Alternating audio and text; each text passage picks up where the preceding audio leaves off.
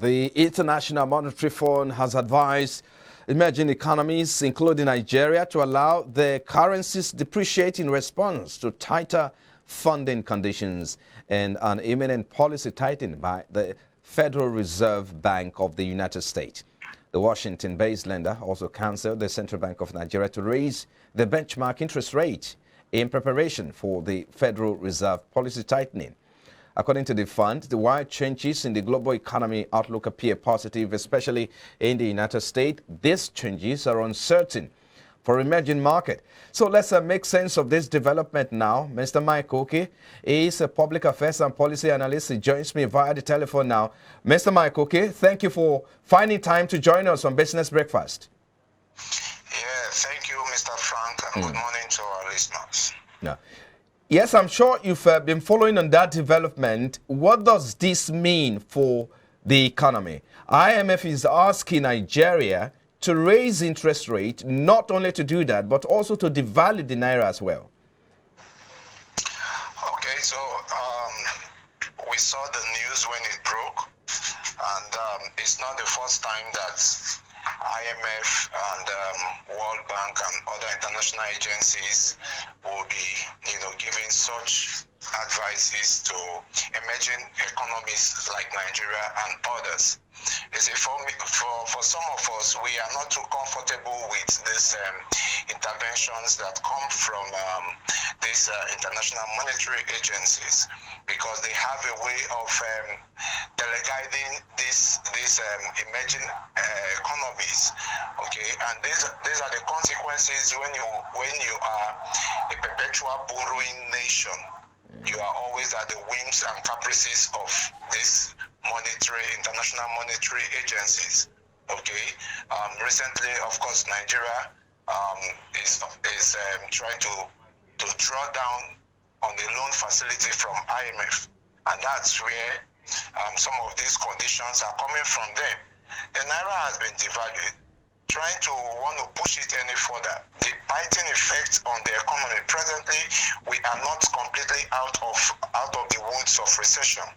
Okay, so any further devaluation on our currency is going to take a biting and a crippling effect on the citizens. And I think the Nigerian government needs to sit up and shape up and tighten up, look at other venues where they will boost this economy, rather than always going cap in hand in taking loans continuously from these international monetary agencies. It does not do us any good.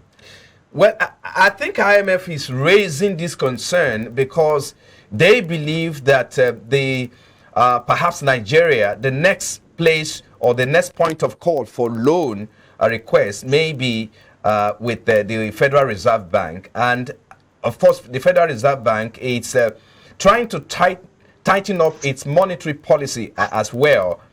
Now, the question will be that what are some of these conditions should we expect, or we may expect to see in the coming days as regards these loan conditions? Yeah, they have already stated these conditions. It's several. Okay, we are already in the trenches in our debt profile. It's on the increase. So for the nation still wanting to look towards going to take loans from the Federal Reserve, for me, I think it will not be in the best interest, because you are mounting pressure on your debt profile. Currently, our foreign reserve had a deficit in this January. We had a deficit of about 2.5%. We had first week of January, we had a deficit of $24.3 million in this first week. Although towards the end of December, we crossed the $40 billion benchmark. But because of this continuous intervention by CBN trying to stabilize our FX, it has always taken effect on it. So going to borrow, or what IMF is saying is giving us conditions to to Nigeria. Eventually, they may go that way. But I'm saying that they should weigh the options properly before they take that route of going to the Federal Reserve to want to take loan. The devaluation will bring about, of course, a readjustment in the rate of the benchmark rate for foreign exchange, and which, of course, many experts have also suggested that it's time either to leave the Naira to float on its own, to find its own level by way of demand and supply. How significant do you think this can help this situation at the moment? Yes, of course. That has been our call all this while. That's the government should allow a free flow of the Naira by way of the demand and supply. Let it be the controlling pace for it. But over the months, CBN they have always intervened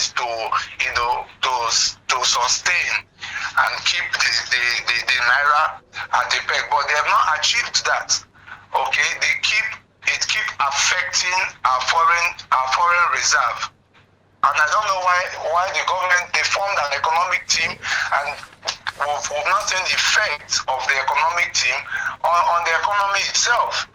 There are too many, exchange rates are fluctuating at different corridors, and which ought not to be so. Now, one reason a country may devalue its currency is to combat a trade imbalance. Devaluation, of course, this, according to some thought, it reduces the cost of a country's export, rendering them more competitive in the global market. How would you react to this? Yeah, of course, that is one of the positives. But unfortunately, Nigeria, we are not a producing nation. Okay, assuming if the nation was assuming Nigeria was a producing nation, then we have a competitive edge, of which unfortunately we are more of a consuming nation. And so that gain will not literally rub off on the country, okay, because of this effect. So I've always advocated that it's high time we look at areas, leakages within the system, within the economy, where some of this corruption has taken a strong toll on our economy. There are too many agencies and ministries that have no business still being there. If government begin to streamline some of these things, the Toronto reports that he gave has taken care of too many of these leakages. But we see a government that doesn't have that political will to be able to block some of these hemorrhages on the economy. And if it is being done, we will not have so much need to be running out, to be seeking for financial support and loans externally. Let's look more further on the positive side of this devaluation that the IMF has recommended for the country as well. Well, the devaluation, of course, will increase the cost of import, as it were, and which we all know that. But again, it will encourage cheap export. And you have also talked about the fact that we need to export more. If this happens, don't you think it will make a difference? So let's look at the difference, how significant this difference will make in terms of our export capacity.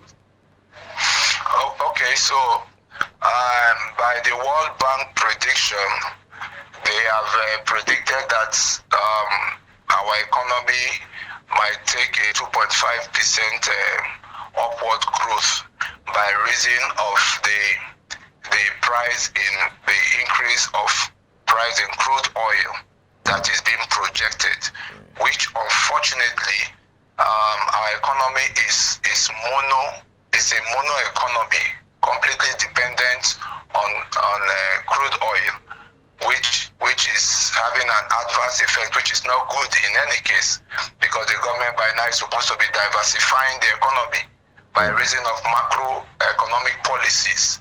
Okay, so for our exports, yes, if we have Nigerian Export Promotion Council, I think that council is responsible for exports of things, but we have not been seeing so much. The government has not really put its feet down. There are funds that they do push around, but it's high time they look inwards.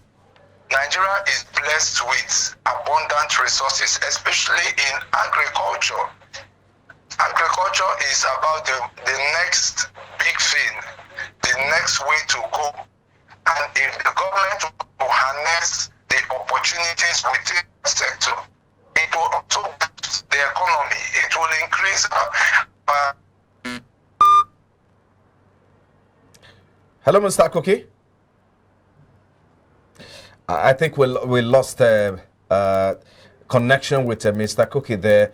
Yes, if we can bring him back to talk about this again, we'll do that. But in the meantime, we'll take a break now. And after the break, our focus is on the 2022 budget on the power sector. And that's our talking point next when we come back from this break. How much of the allocation to the power sector, how much difference or impact has it created in that sector? That's our next talking point. Please stay with us.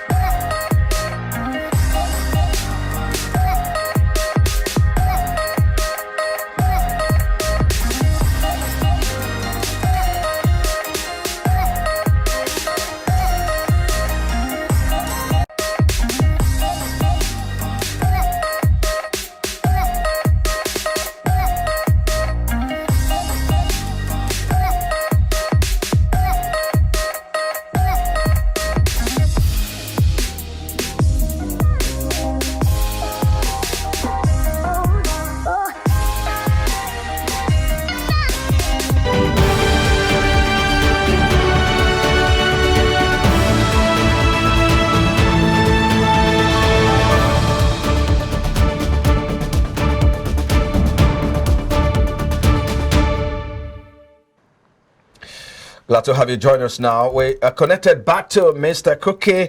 It's here now. Thank you for your time. Earlier, before we lost connection with you, you were talking about some of the things that we need to look at with regards to export to our crude oil. I think we need to get started from that point of thought. Yes. I was saying that it's high time the government begin to look inward. The nation is blessed with abundant resources, and with more emphasis on the agri sector. There's virtually no state in this country that doesn't have an agricultural resource. Okay, and I know that the Nigerian Export Promotion Council is the body that is charged with exporting of our agricultural produce, but we have not seen the effect of that body so far. Okay, government should really look away from this mono economy of crude oil dependent economy. There are predictions that in the next 20 to 30 years, crude oil will no longer be the in thing. other emerging economies around the world, they are already diversifying. And Nigeria is blessed with agricultural deposits. So I am urging and encouraging the government to be able to come up with measures where every state will be able to export this agricultural produce. Our cocoa is one of the best around the world. Our sesame seeds is in high demand. But we need the government that has the political will to be able to drive it. Agriculture is a foreign booster anytime, any day. You can't get it wrong. Let's talk about the World Bank has reviewed the Nigeria's GDP in 2020 for 2022 downwards to 2.5% from earlier 2.8 or 9% projected. Now we have some key economic policies that the federal government will capture in terms of implementation this year. You have the subsidy removal. You have the those calling for Naira or exchange rate flotation. You have those the finance bill is there. So let's look at the between the fiscal policy of the government and the monetary policy of the government.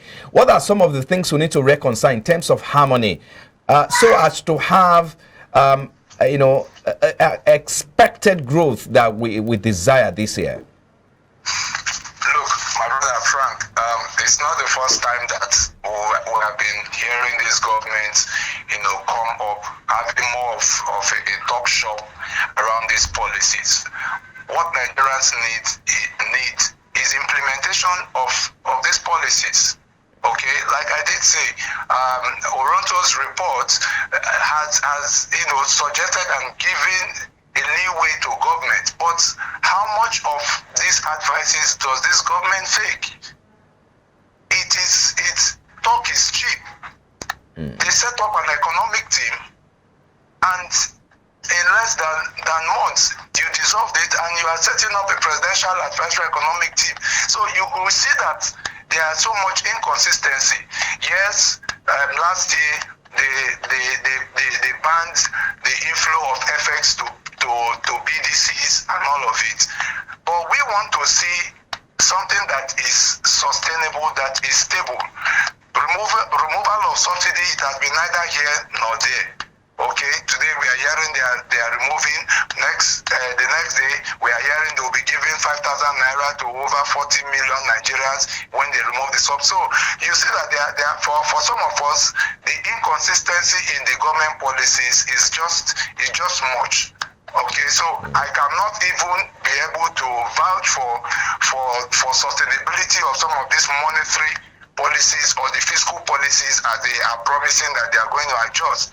What Nigerians want is implementations of those things. Okay, yes. Let's try to wrap up now. Your outlook for the Nigeria economy in 2022. Of course, the CBN with the Monetary Policy Committee are expected to meet before the end of this month, the first time in 2022. What are your expectations into the year? Well, as a Nigerian now, I will only hope and pray and encourage all Nigerians to be optimistic. Okay, to be optimistic that this year the government will be able to take the right policies, take the right decisions, okay, in the overall interest of the economy. I can't be able to predict what the outcome of their meeting that they intend to have towards the end of this month, what is going to be. We will only wait with bated breath to see what the outcome. Because a lot of people, just a moment, I mean, other analysts are saying that the CBN and its member Monetary Policy Committee may review the interest rate, and that could be the decider for other economic activities this year. Yes, there are possibilities that the interest rates might be reviewed. There are high possibilities that it might be reviewed, but until then, let's keep fingers crossed and see how it goes.